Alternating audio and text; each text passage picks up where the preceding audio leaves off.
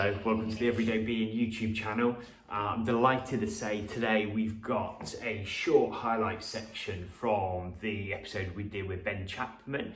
You'll recall, if you've listened to the whole podcast, is that Ben is an independent financial advisor. He's also an author of a wonderful book called Your Financial GPS. And we are really privileged that he's a follower and advocate of Everyday Being. And he joined us to chat about all things everyday being, but particularly in relationship to money and wealth. So we just thought that was a really interesting topic for us to talk about together. In these clips today, you're going to hear about clarity and the importance of wisdom. You're going to hear things about how the importance of being inside out.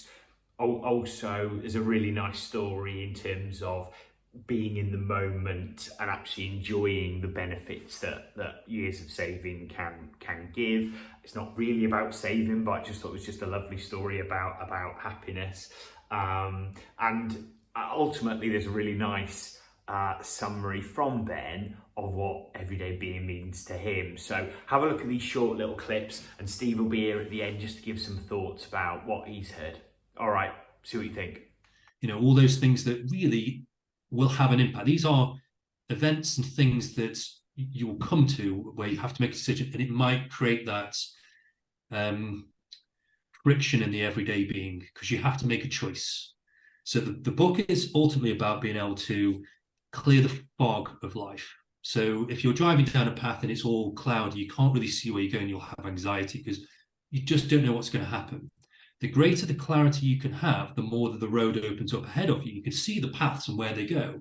So I've tried to say, well, actually, if you go down this route, you're going to go to that place. If you go down this route, you're going to go to that place. And by providing clarity for people, it allows them to feel more free in the moment because they're not as worried about the future. So this is the concept to it. Once you have knowledge, you can then make easier decisions. You know, we've talked about, the encouragement of, we can't live in the past. We can't live in the future. All we have is now, and these are continuing moments of now. Now, hopefully, as you as a listener have know from the things we've talked about, that doesn't mean that we can't think about the future and think about what we would want to do or what it could look like. Of course, we will absolutely do that. But it's actually about our sense of making decisions in the now, in the moment, that is the important thing. So I think that there is that balance that we can of course plan and we can of course think in the future, but actually the importance of being grounded in this moment and having that low investment or low attachment. Let me just change the language a little bit to take it away from financial investment. I think it's something that's doable. What's your experience, Ben, of the relationship between money and happiness? Great question. Money and happiness. There's a concept about. So I've met lottery winners, right? And lottery winners are often they're elated for a period, and then they feel all these senses of pressure, because they haven't earned that money. If you've earned the money, you tend to find that you feel a lot better with it because you've done the work that provided the return. But it's unequal. So you can work harder than me, and you might earn less than me. So money and happiness, it has a really funny way of kind of working together. So the more money you have, the more secure you feel because it gives you more options. And so you don't worry about being able to make those choices because you just think, well, I can always fall back. I've got that cushion to fall back, and it's the safety net. Without that, people often feel more at risk, and it can create a stress to them because they don't feel they're in an environment of security, and that's what you really are creating with that. So if you only wish to be happy, this could be easily accomplished, but if we wish to be happier than other people, this is always difficult, for we believe others to be happier than they are. I suppose what we're also pointing to is actually we're always living inside out. It just doesn't look like it. That's the trap of it, because it can look like, oh yeah, sometimes we're living outside in, which I know what that means, because it like that's a good example where something, it looks like that circumstances cause me to react in the way that I reacted, if someone crashes into you. But in a way, what we're saying is, well, no, it's always inside out, because depending on the thinking you have, that will always determine how you view that circumstances. So that example is just a good one where quite quickly you can catch it, because you can realize, oh my God, someone's just had a stroke. So in an instant, it changes your thinking and it's so visible to you. So that's all it really is. It's not that it was outside in, it was just you had different thinking. And that example just highlights the fact that, oh my God, I can, I can change my thinking in an instant, because as soon as I see it differently, it sort of fundamentally changes the same circumstances. I had this old guy who I met, and he came in. I was working back in the Halifax back in the day, and they'd always bring you in with these people with kind of pots of money and stuff like that. So my first question is always like, why haven't you spent this money? Because it's there to be spent. You don't want to be, in the graveyard being the richest person there. It's always one of the worst things. And he was just kind of terrified about spending this same idea. Like, I just don't dare spend it, because what if I need all these other things? Okay, so I made him list all the things he could possibly need it for, and he still had loads left.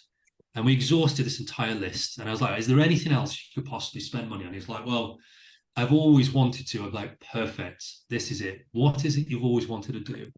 I've always wanted to go and see tigers in India. And I was like, great. How much is it? I have no idea. Oh, it's really expensive. Great.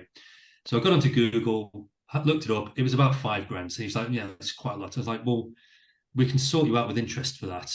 If we just move this account, then you've got that interest for the year, so you can afford it. And actually, you can afford it anyway, because we've already earmarked everything you could imagine spending for the rest of your life in that. He was like, okay, that's quite interesting. A couple of months later, he came back to me, and he was elated with the fact that he'd actually gone and done this. And the experience he had was so amazing. He just could not get it out of his head how much better it was to have that experience than that pot of money. Like, and I said to him, look, if I told you it was 100 or 120 or 90 or whatever, do you even know how much should be in there? No, not really. So everyday being for me is being able to evolve with life as it kind of goes through, and being more fluid. Having, one of the major things I learned from you guys is also happiness and unhappiness. So unhappiness is an effect of your expectations not being met. So I love that podcast you did on that. I thought it was really good. And that really came home to me, because I talk to people so much about their expectations are X. And if they don't meet that, then, they're suddenly kind of in that kind of chimp world. Everything's angry, everything's, it's in that kind of phase. Whereas if it is, then they're like, oh, well, I'm happy with that. But it exceeds expectations. Well, it doesn't actually make that much difference. It's just if the expectation itself isn't met, if there's a deficit there.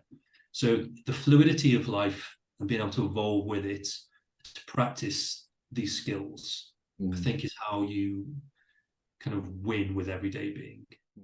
So we hope you enjoyed this episode with Ben Chapman, exploring finances and money and the relationship that has to some of the things that we've been talking about on Everyday Being. One of the things I particularly took from the conversation with Ben is that very much seeing money as a tool that we can use. We can use it to make some choices in our life in terms of the things that we want to spend our money on. It can help us in terms of the different paths that our life might take, and how money can support us in doing that.